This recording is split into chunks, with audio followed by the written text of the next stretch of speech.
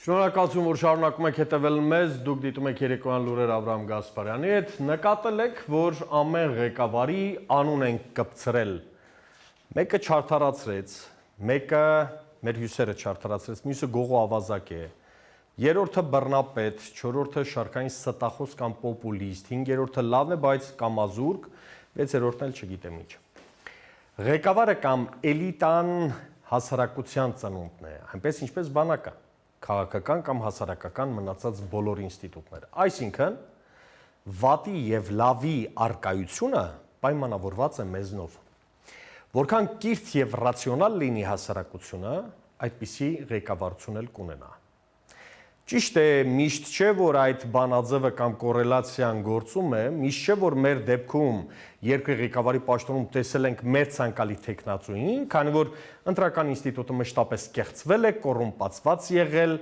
այդուհանդերձ այդ հարցում հասարակությունն էլ է մեղավոր։ Եթե պիտի լուծում գտնենք, պիտի շիտակ խոսենք, ինքներս մեզ հետ անկեղծ լինենք։ Հենց փորձեցինք մեր խնդիրների պատճառները փնտրել մեզնից դուրս, ստացվելու է դարձ ի շրջանը սյուր, ոչ մի բան էլ չի փոխվելու։ Հիմա 30 տարի նույն տեղում դոփում ենք և պետք է ի վերջո ընդունենք, որ մենք չենք կարողանում ձևակերպել խնդիր կամ հարցադրում, ինչ որակներ պիտի ունենա պետության ղեկավարը։ Իհարկե ժողովրդավարական համակարգերում այդ հարցադրումը արգելվում է և ամենադեմոկրատ երկրում անգամ կարող են հայտնվել նախագահի թեկնածուներ, որոնք դիցուք կասեն երկրագունդը ձվաձև է։ Այստեղ էլ բնակչության կրթվածության մակարդակն է որոշում։ Կարգելի այդ մարդուն երկրի ղեկավարի պաշտոնում հայտնվել, թե ոչ։ Ինչևէ, մեր դարդերը մեզ հերիք են։ Ասել կուզեմ, որ այսքան ժամանակ մտածել ենք, որ կգա կամ կընտրենք մի ղեկավարի, որը մի անգամից կլուծի բոլորիս խնդիրները, իսկ եթե չարեց, ուրեմն վատն է։ Խաղադրույքը, կարծում եմ, սխալ ենք դնում։ Գուցե փոխենք այս մտածողությունը։ Գուցե դնենք առաջնահերթություններ, ամրագրենք դրանց օրենքներով և խնդիրը փորձենք լուծել։ Հասկանում եմ, որ խնդիր դնողը կուսակցություններն են կամ քաղաքահասարակությունը ժամանակակից պետություններում։ Գուցե նրանց խաղի կանոնները փոխենք։ Սրանք ընդամենը հարցադրումներ են, որոնք պատրաստի լուծումներ չեն, պիտի փորձաքննություն անցնեն դեռ երկար ժամանակ։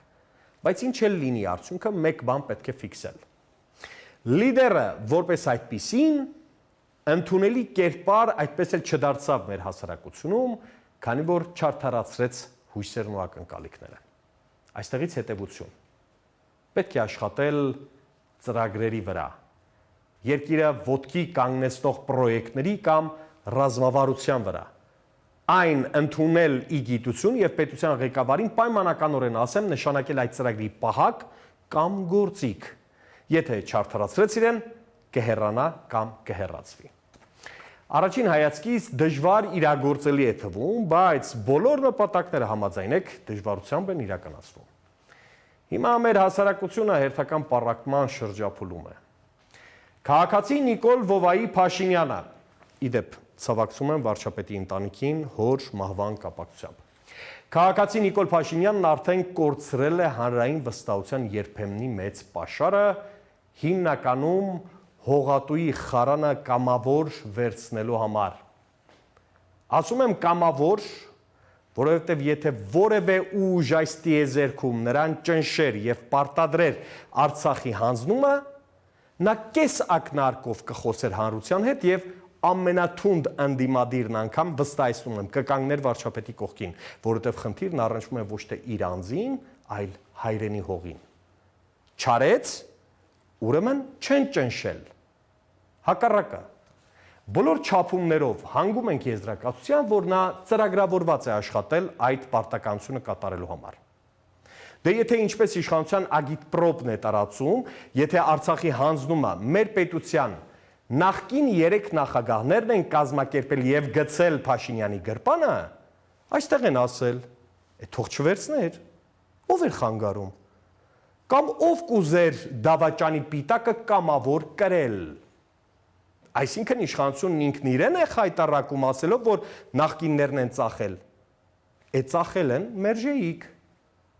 Հա, մենակ չասեք, դրա համար էր, որ վարչապետն ասաց, ես սկսում եմ Արցախյան բանակցությունները իմ կետից։ Հետո տեսավ, որ չի ստացվում, ստիպված գնաց հանձնելու քայլին։ Այս թեզն ի դեպ ավելի է խայտառականում իշխանությանը, քանի որ հերթական ապացույցն է, որ իշխող քաղաքական թիմը չգիտե ինչ բան է պետությունը, գլուխ չի հանում ոչ քաղաքականությունից, ոչ դիվանագիտությունից, ոչ էլ սովորել է մեր պատմության սխալներից։ Իսկ գիտեք ինչու իշխանությունը չի ուզում սովորել պատմությունից եւ միայն կոկորտ ճղելով է զբաղված։ Քանի որ իշխանությունը պատմություն չգիտե։ Քանի որ նրա համար Հայաստանի եւ հայ ժողովրդի պատմությունն սկսվում եւ ավարտվում է քաղաքացու օր կոչվող թյուրիմացությամբ։ Քանի որ կարդալ չի սիրում եւ ուզում էր երկիր ղեկավարել Facebook-յան լայվերով։ Հայրենիքի նկատմամբ ձեր սերը, հարգելի իշխանություն, շատ պլատոնական է, մակերեսային եւ կենացային։ Քանի որ հայրենասերը առաջին հերթին իր հայրենիքը ճանաչողն է, իր քար ու քրայի համար ցավ զգացողը, վիզ դնողը, երագույն դրոշը տեսնելիս բջիջներով փշաքաղվողը, ոչ թե ազգի ինքնասիրության եւ արժանապատվության վրա ոտքերը սրբողը, իր տարածքը թշնամուն զիջողը։ Դրա համար ամենավատն եմ ասում, արդարացում եւ պատրվակ փնտրողը։ Դուք հայրենասեր չեք, որովհետեւ այսքանից հետո էլ սեռահասունության շեմը նոր հատած պատանու համառությամբ կարճած եք ձեր աթոռին։ Ավելին, ուզում եք մեզ դնել անմեղ սունակի տեղ եւ համոզել, որ դուք եք ճիշտը, ժողովուրդը սխալ։ Հայաստան ձեր քաշով չէր, Արցախը ձեր քաշով չէր։ Դուք Արցախը երբեք չեք զգացել։ Դուք չգիտեք ինչ է նշանակում Շուշի։ Չգիտեք ինչ է նշանակում Հադրութը հայ ժողովրդի համար։ Արցախայության մտավորականության կենտրոնն է Հադրութը, որը տալով Թուրքին ուզեցիք մեզ հասկացնել, որ մեր ազգին կիրթ եւ մտավոր ներուժ պետք չէ։ Մեր պետության էլիտան պիտի լինի հայհոյող, դատարկ խոսքեր, ճամարտակող, ճղճղան եւ թույլիկ։ Ինչ տարբերություն նախկին տեղական իշխանիկների եւ ձեր թիմի միջև։ Ասեք, ինչ տարբերություն։ Մեկը քրեական տարերով, զորբայությամբ, կաշառքով ու ծեծո ջարդով էր հարցերը լուծում, դուք էլ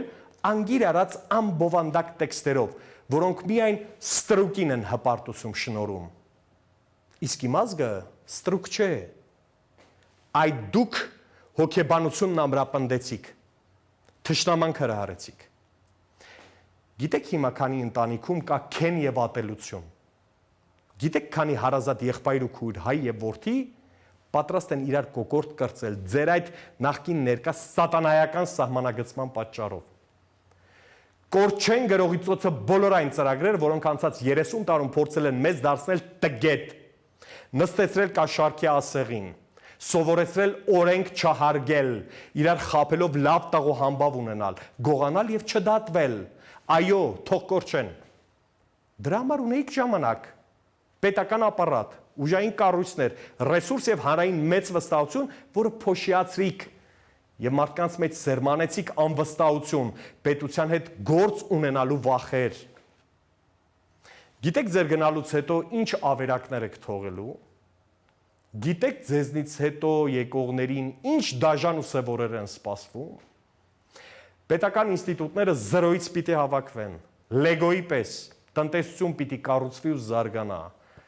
Պաշտպանական համակարգ, իրավունք, էներգետիկա, այլ մնացած բաների մասին չեմ խոսում։ Այս ամենը մի կողմ, հասկանալի է, կգան ուժեղ մենեջերներ եւ կուղեն այս ամբողջը, բայց ամենավտանգավորը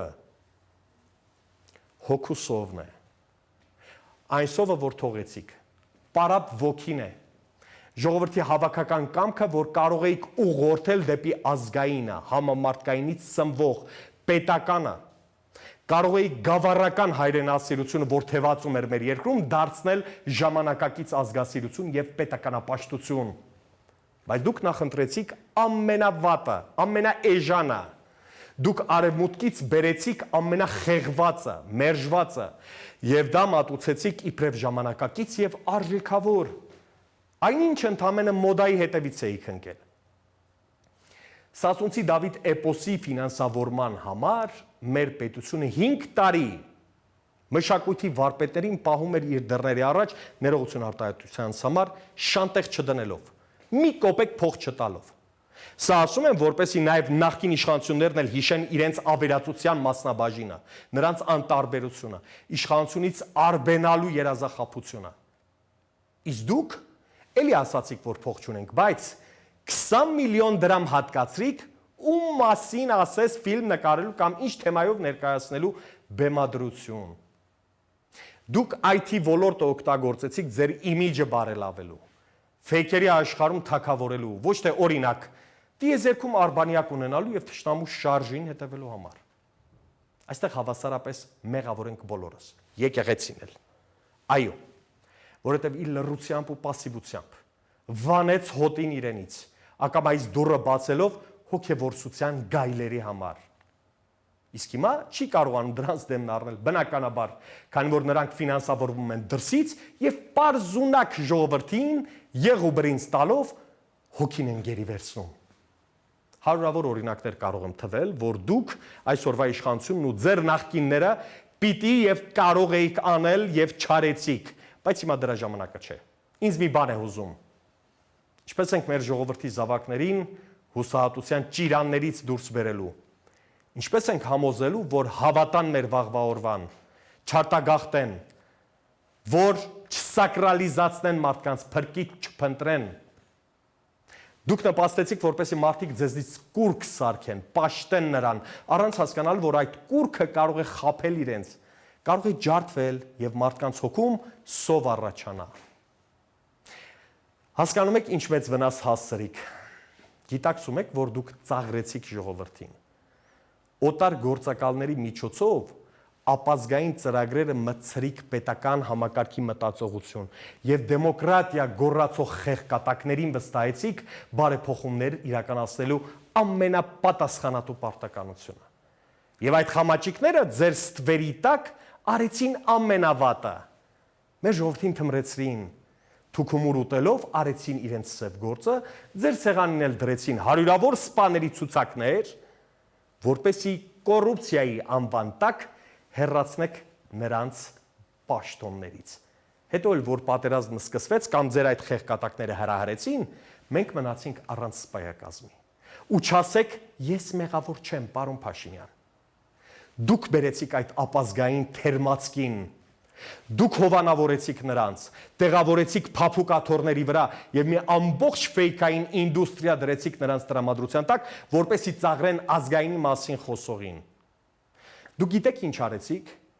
Ժողովրդի զգացմունքների վրա խաղալով նրան դարձրիք խոսքի գերի։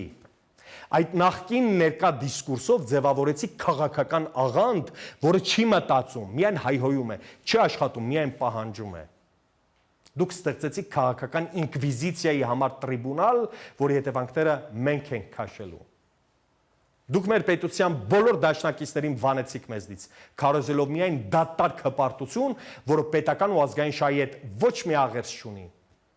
Դուք Չինաստանի, Իրանի եւ Ռուսաստանի նման պետությունների հետ խոսեցիք իմաստակի կեցվածքով, եւ ձեզ թվաց, որ այդ ամենը կարող եք անել, քանի որ խորհրդարանում ունեք մեծամասնություն եւ ժողջանը սիրում է ձեզ։ Համոզվեցիք, որ սերը քաղաքական կատեգորիա չէ։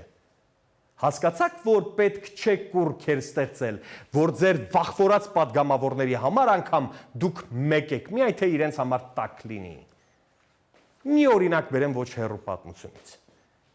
Իշխանության մեջ հաստատ կլինեն մարդիկ, որոնք լսած կլինեն Ալեքսանդր Խատիսյանի կամ Կարսիի նահանգապետ Ստեփան Ղորղանյանի մասին։ 1920-ի նոյեմբերի 23-ին, երբ Հայաստանի անկախ հանրապետության խորհրդայնացումից 10 օր առաջ պաշտոնական Երևանի պատվիրակությունը բանակցում էր Քազիմ Քարաբեկիրի հետ, նա Ալեքսանդրապոլում իր պատվիրակության կազմում էր ընդգրկել նաև Էրզրումից ընտրված մեջլիսի պատգամավոր Նեջաթի Բեյին։ Այդ քայլով Թուրքիան հասկացնում էր Հայաստանին, որ չի ընդունում Սևրի պայմանագիրը եւ պատրաստ է պատերազմ սկսել հանուն իր նպատակների։ Պարոն Փաշինյան, վստահ եմ կհիշեք, անցած տարի, երբ Ադրբեջանը իր բանակցային թիմում հայտագրեց այսպես կոչված Լեռնային Ղարաբաղի ադրբեջանական համայնքի ներկայացուցչին, առաջին քայլը, որ պիտի անեիք, պատերազմին պատրաստվելու հրաման տալն էր։ Այդ ներկայացուցչի անձի մասին տեղեկության հավաքագրումը։ մեր դիվանագիտական դեսանտում այդ մարդու հայ տարբերակի ներգրավումը, որը կլինի կիրթ, լեզուներ, պատմություն, դիվանագիտություն իմացող իր պետության շահերը գերակայող խելացի երիտասարդ։ Ոչ թե Ադրբեջանի եւ Թուրքիայի հետ հարաբերությունների դոսիեն վստահեիք այդ չափանիշներին միայն տարիքայինով համապատասխանող մարդուն։ Հիմա ընդհանրապես այդպիսի մարդկանց մասին խոսելու ոչ ժամանակ, ոչ էլ տարածք ունեմ տրամադրելու եթերում, բայց զուտ հիշեցնելու համար։ Մեր իշխանությունն այդ փաթեթը վստահել էր ընդհանրապես հասարակական կազմակերպությունների հետ աշխատելու փորձ ունեցող դրամաշնորներով աշխատող մի երիտասարդի, որն այս պատերազմի ընթացքում Ռուսաստանի հետ կապերը ուժեղացնելու փոխարեն Պուտին էր հայհոյում հրապարակավ։ Այսպիսի օրինակներ մեջբերում են, որպեսզի ցույց տան, որ մեր խնդիրը անձերը չեն։ Անձերը ոչ թե կարող են կամ իրավունք ունեն, այլ հաստատ սխալվում են, եւ այդ սխալը կարող է ճակատագրական լինել։ Այդ սխալն էլ գործեցինք։ Արցախը չկա։ Մենք հետ կբերենք, ոչ ոք չկասկածի, բայց դրա համար ժամանակ է պետք։ Պետք է կրթվենք, զարգանանք, ուժեղանանք եւ դիվանագիտություն ունենանք։ Փաշինյանի իշխանությունը քաղաքական մի ամբողջ բանաձև փորձեց քանդել։ Մեր տարածաշրջանում 3 ծանր քաշային պետություն կա՝ Թուրքիան, Ռուսաստանն ու Իրանը։ 3-ն էլ ունեն կայսերական նկրտումներ։ Հարավային Կովկասի 3-ի համար էլ ռազմավարական նշանակություն ունի։ Մոսկվայի համար սա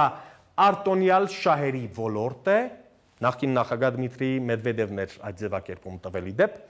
Թուրքիայի համար նեոօսմանիզմի կամ փանթյուրքիզմի ճանապարհ է կարևոր, որպեսզի հասնի մինչև Կասպիան տարածաշրջան, դե Իրանն էլ այդ երկուսը մերժող, այս երկու ծրագրերը մերժող կամ ռուսականի հետ մերթ-ընդ-մերթ գործակցող մերձավոր արևելքում իր դիրքերը պահող պետություն է։ Այս 3-ից 2-ը մեր բնական դաշնակիցներն էին։ Նրանց հետ վարվեցինք երեխայի տրամաբանությամբ, իսկ նրանք պարզից էլ պարզ էր, որ այս պատերազմում մեզ չէին օգնելու։ Դե Թուրքիայի մասին ընդհանրապես չեմ խոսում։ Փաշինյանն ու իր թիմը չզգացին գեոպոլիտիկ այս լանդշաֆտի փոփոխությունները։ Նրանց փոխարեն մենք վճարեցինք։ Եվ ստացվեց այն հուսախաբությունը, ինչի մասին խոսում էի թողարկման սկզբում։ Անձերի մեջ փրկություն չպետք է փնտրենք, մենք պիտի լինենք մեր փրկությունը։ Ում ուզում եք ընտրեք, ում ուզում եք չթողեք խորհրդարանին մոտ գա։ Եթե նախկինն այսօր փողոցում է եւ չեք ուզում նրան տեսնել իշխանության ղեկին, ուրեմն մի ընտրեք նրան։ Եթե ձեզ համար գործող իշխանությունը վաղուց է տապալվել, նրան էլ մի ընտրեք։ Ժողովրդավարությունը հենց դա է, ոչ թե անձինք։